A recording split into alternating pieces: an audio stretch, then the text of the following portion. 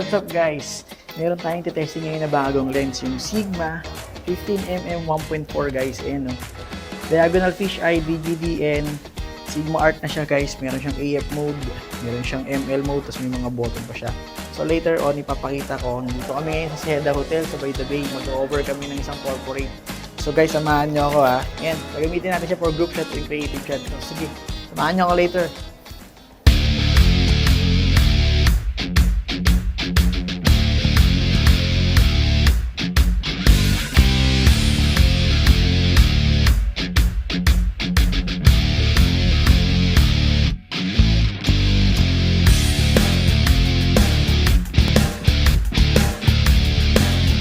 So yun guys, natry ko siya. Sobrang okay siya and napakabilis ng focusing niya guys. And hindi siya ganun kabigat. At the same time, napaka-solid ng build niya. Parang hindi siya basta masisira. So yun, available na sa JT Photo World guys.